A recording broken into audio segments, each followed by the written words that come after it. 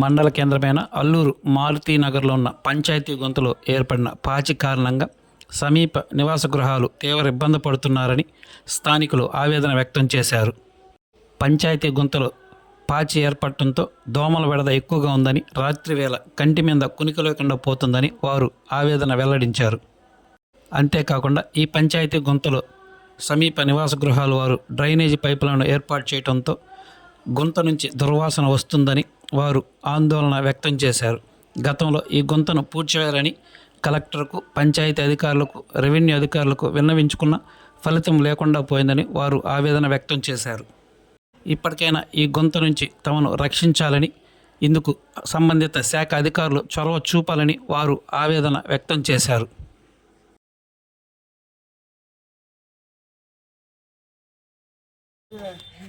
అసలు ఇంతలా జరిపోతాం మా దొడ్లోకి వచ్చేసింది మొన్న బకెట్ ఇండిపోయింది.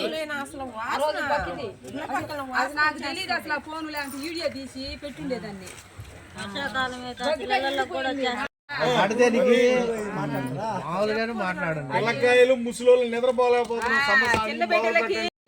తూర్పు వీధి మారుతి కాలనీ ఊరు మధ్యలో గుంట ఉంది, సర్కారు గుంట. అది ఎవరికి చెప్పినా ఎవరు పట్టించుకోవట్లేదు. పిల్లలకి వాసన వచ్చేస్తుంది, పిల్లలు ఉండలేకున్నారు. అసలు పెద్దోళ్ళకి కూడా బాగలేకుండా వచ్చేస్తుంది. దోమలు విపరీతంగా అయిపోయినాయి. దాని సంగతి ఎవరు పట్టించుకోవట్లేదు. 1-4 సార్లు అర్జీలు ఇచ్చి కూడా గమ్ముగా అయిపోయాము. చేస్తాం చేస్తాం చేస్తాం అంటానే ఉన్నారు ఇన్నేళ్ల నుంచి. ఇప్పుడైతే మరి అసలు పెద్దోళ్ళకి కూడా జలుబులు బాగా లేకుండా ఇట్లాగా వచ్చేస్తా ఉన్నాయి. పాములు వస్తున్నాయి. మేము పసీలు పెట్టి దొడ్డు పెట్టుకున్నాం సార్. ఏమింటే జీవనం జరగక మేము దాని అమ్మిడే స్థలం ఉంటే దొడ్డు పెట్టుకొని ఉంటే ఆ దొడ్డులే కూడా పాములు వచ్చేస్తున్నాయి.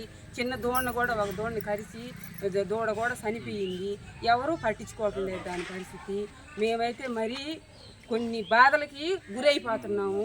ఇది కొంచెం ఎవరైనా కానీ దయచేసి మాకు పరిష్కారం చేయాలా. ఇది సర్కారు గుంట,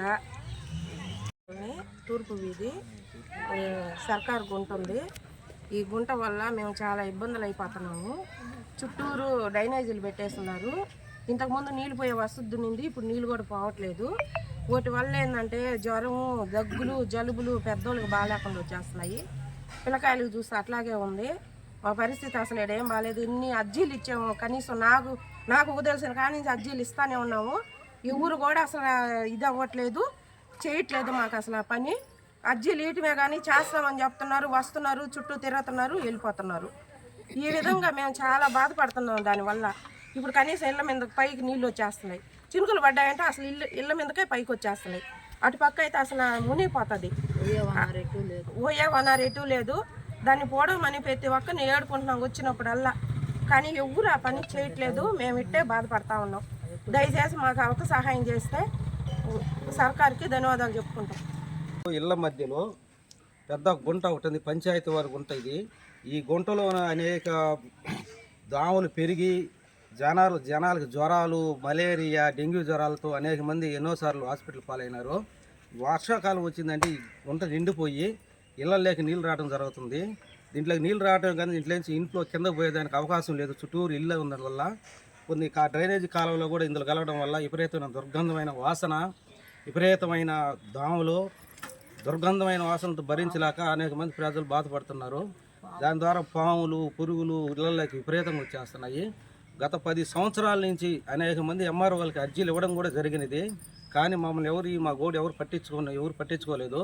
దయచేసి ఇకనైనా ఈ మారుతి కాలనీలో ఉన్న పంచాయతీ గుంటని పూడిపించి ఆ స్థలాన్ని దేనికైనా గుడికో బడికో ఉపయోగించవలసిందిగా గవర్నమెంట్కు కోరుకుంటున్నాం సార్. మరిన్ని తాజా వార్తలు ఎప్పటికప్పుడు తెలుసుకునేందుకు మన గ్లోబల్ న్యూస్ లోకల్ టీవీని సబ్స్క్రైబ్ చేసుకొని లైక్ చేసి కామెంట్ చేయండి.